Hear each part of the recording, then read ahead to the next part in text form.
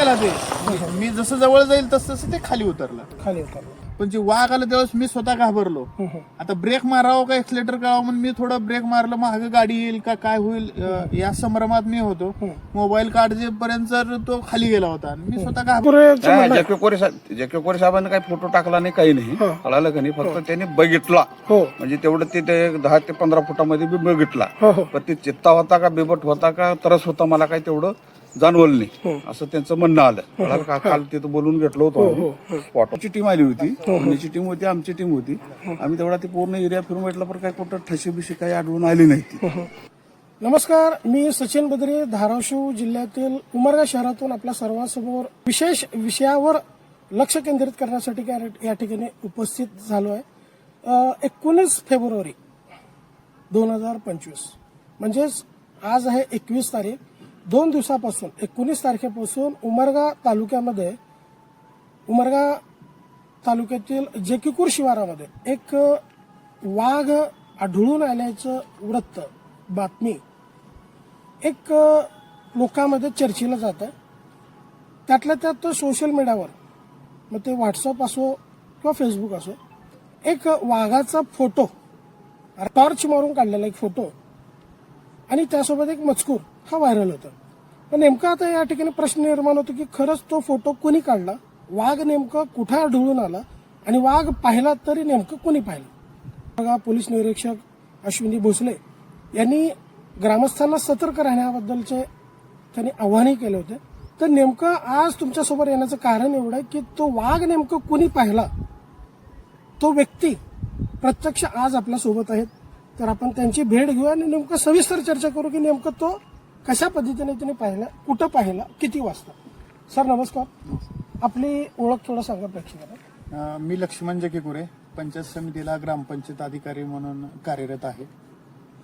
सध्याला कुठं कार्यरत सर? मळगीवाडी ग्रामपंचायत आहे. मूळ गाव माझं कलदे-निंबाळा हे आहे. ठीक आहे. 19 तारखेला तुम्ही तुमचा प्रवास कुठं होता, नेमकं तुम्हाला कुठल्या ठिकाणी वाघ दिसून आला त्याबद्दल काय सांगा. मी काही कामानिमित्त सोलापूरला गेलो होतो. सोलापूरहून येत असताना येडीच्या पुढे आलो. माझ्या साईडनं चलत होतो, मी ड्रायव्हिंग करत होतो, 4 व्हीलर होती. येत असताना जे किकुरवाडीला जो जाणारा रस्ता आहे उजव्या साईडचा, उमरग्याकडे येत असताना तिकडून अचानकच समोरून डिव्हायडर असल्यामुळे झाडामधूनच एकदम आवाज आला. माझे एक 70-80-100 फुटावर समोरच होता आणि रोड क्रॉस करून गेला. मला वाटलं काहीतरी दुसरं कुत्रा वगैरे असेल, पण जसजसं माझी गाडी जवळ जाईल बघता बघता ते मध्ये खाली गेलं, रोडच्या खाली. तर पिवळा पट्टा आणि वाघासारखंच चित्र, म्हणजे वाघच असल्यासारखं आम्ही बघितलं. माझ्या साईडला एक क्रुझर होती. रस्त्यावरून जात असताना आता गाडी होती, आम्ही दोघांनी पण बघितलं. त्या क्रुझरच्या पाठीमागे शेतकरी नाव लिहिलेलं होतं. त्या गाडीमध्ये त्यांचे पॅसेंजर पण होते, तो ड्रायव्हर आणि आम्ही वाघ आणि चित्ता असं बोलत बोलत आम्ही उमरग्यापर्यंत आलो. पण त्यांचा माझा संपर्क होऊ शकलेला नाही. ते जे क्रुझर आहे, तो क्रुझरचा नंबर तुम्हाला नंबर आता मला ते पाठीमागे शेतकरी म्हणून लिहिलेला होता आणि 37 काहीतरी नंबर आहे. एक्झिट आता त्याचा मला नंबर माहित नाही. त्या गाडीतल्या सगळ्यांनी पाहिलं. त्या क्षणाला क्रुझर आणि तुमची 4 व्हीलर अशा 2 गाड्या उमरग्याच्या दिशेने येत होत्या. रात्रीच्या जवळपास 8:30 वाजले. 8:13 दिसला. मी 14-15 मिनिटाला माझ्या सख्या भावाला, मावस भावाला फोन केला की बाबा असं जरा हे करा. पण मला हे पुढे काय होतं हे सांगावं लागतं हे मला माहित नव्हतं.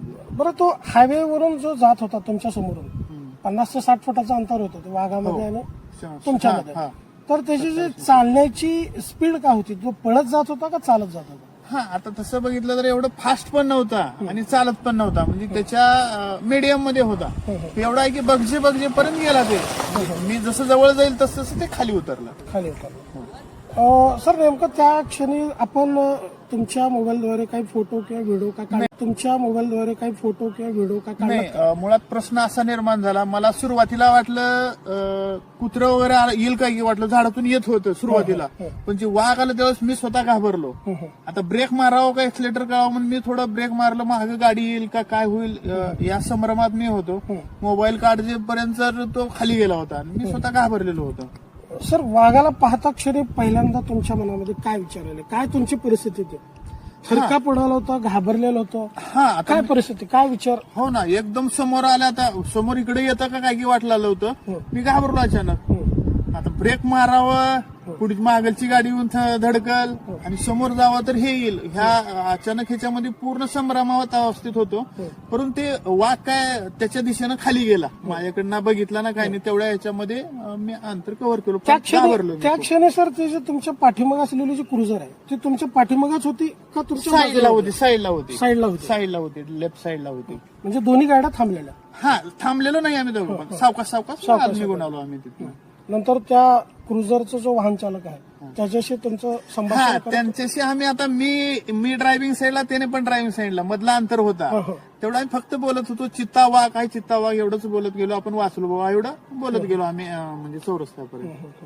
त्याचा आता योगायोग मी नंबर घेतलेला नाही, तर त्याच्यामधल्या बरेचसे प्रवाशांनी बघितलेला आहे. तर नक्कीच सरांचं असं म्हणणं आलं की जे त्यांच्या बाजूला, ते एकटेच नव्हते, त्यांची गाडी ही एकटी नव्हती, त्यांच्या बाजूला जे क्रुझर होते, ज्या क्रुझरच्या पाठीमागच्या बाजूला हो, पाटील सर केतकरी असं लिहिलेलं होतं. 37 नंबर आहे.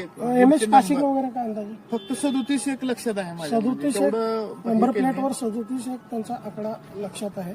तर अशा पद्धतीने तुम्ही वाघ पाहिलेला आहे असं त्यांचं म्हणणं आहे. त्या आधारेच आपण सोशल मीडियाच्या आधारे ग्रामस्थांनी वाघ पाहिला असं वाक्य त्या ठिकाणी टाकलं होतं. तसंच कालच्या तारखेमध्ये पुण्याहून काही पथक बोलवण्यात आले होते. त्या पथकाचं सर्च ऑपरेशन, वाघ आहे का, कुठे आहे ते पाऊलखुणा शोध मोहीम कालपासून त्यांची सुरू आहे. माझ्या मते तुम्ही पण त्या शोध मोहीम मध्ये गेलो होता. मला बोलवण्यात त्या आलं ठिकाणी होतं. काय झालं सर? हा, मला बोलवण्यात आलं होतं. मी त्यांना ते सांगितलं की अर्धा किलोमीटर अंतर, म्हणजे आता संध्याकाळचा टाइम होता, ते फिक्स इथूनच आहे का ह्या पॉईंटनं आला असं मला सांगत, पण अर्धा किलोमीटर मध्ये त्यांना मी सांगितलं एवढ्यात चेक करा म्हणून. तर या ठिकाणी जे ग्रामसेवक आहेत जकुकरे सर यांनी स्पष्ट आपली भूमिका मांडलेली आहे की त्यांनी गाडीवरून चारचाकी वाहनातून येत असताना त्यांनी जे पाहिलेलं दृश्य आहे ते आपल्या समक्ष त्यांनी मांडलेलं आहे. तर यावर वन अधिकाऱ्यांचं म्हणणं काय आहे याबाबत? कोणाची काही लोकांचं जे म्हणणं होतं, इथं दिसला तिथं दिसला, मग ते ज्याला दिसलं, ज्या त्या माणसाला दिसलं त्या स्पॉटवर आणलं. पण ते लोक काय म्हणतात माहिती आहे का नाही, ह्यानं मला सांगितलं, त्यानं मला सांगितलं, म्हणजे स्वतः कोणी बी तिथं स्वतः ह्याच्यावर स्पॉटवर यायला तयार नाही. आणि जो व्हिडिओ जी टाकलाय तो व्हिडिओ नाही, प्रत्यक्ष जे जकीकुरे जकेकोरे साहेबांनी काही फोटो टाकला नाही, काही नाही, कळालं का नाही. फक्त त्यांनी बघितला, म्हणजे तेवढं ते 10 ते 15 फुटामध्ये बी बघितला.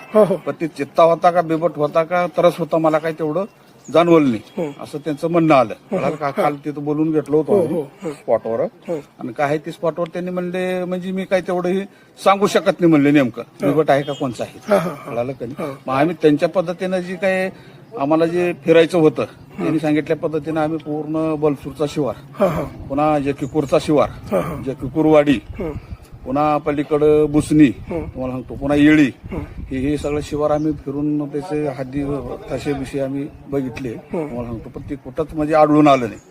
तळ्याच्या कडनं, पुन्हा हे काही जिथं जिथं रानं वल्ली आहेत त्या ठिकाणी जाऊन आम्ही बघितलं, तर ते काही आढळून आलेलं नाही.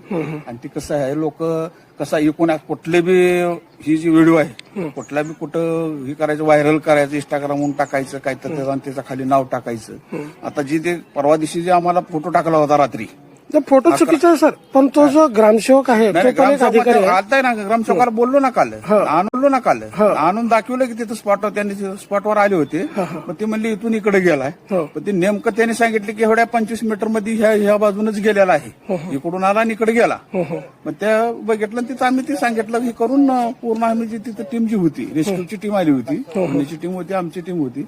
आम्ही तेवढा ते पूर्ण एरिया फिरून भेटला, पण काही कुठं ठशी बिशी काही आढळून आली नाही. सर, आपल्या उमरगा हद्दीमध्ये, आपल्या तालुक्याच्या परिसरामध्ये एखादा वाघ चित्ता येऊ शकतो का नाही?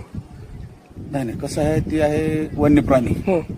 कसं आहे, आपण येऊ शकत बी नाही म्हणता येत नाही, येतोय म्हणून सांगता येत नाही. तुम्हाला सांगतो कसं आहे, शेवटी ते वन्य प्राणी आहे. बरोबर. फिरत कुंकड बी जाणार बी आहे ती. शक्यता नाकारता येत नाही. शक्यता नाकारता बी येत नाही तुम्हाला, असं आहे. त्यांनी प्रत्यक्ष तो प्राणी पाहिला असे उमरगा तालुक्यातील ग्रामसेवक जकीकुरे यांचं स्पष्ट म्हणणं आहे की मी माझ्या गाडीच्या 50 फुटाच्या अंतरावरून तो प्राणी म्हणजे वाघ पाहिला, पट्टेदार, आणि त्याच अनुषंगाने आता उमरगात वनरक्षक वन अधिकाऱ्यांशी आम्ही चर्चा केली. त्यामध्ये NB कोकाटे सर यांचं स्पष्ट म्हणणं आहे की त्यांनी आणि पुण्याचं जे पथक आहे त्यांच्या परीने ते प्रयत्नशील आहेत.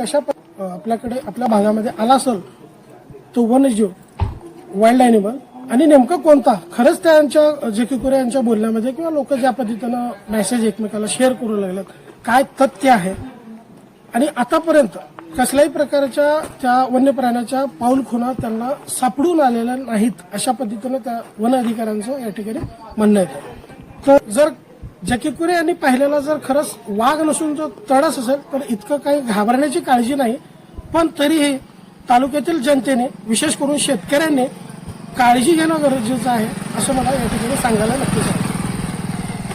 NTV न्यूज मराठीसाठी मी सचिन बेदरे, उमरगा, धाराशिव.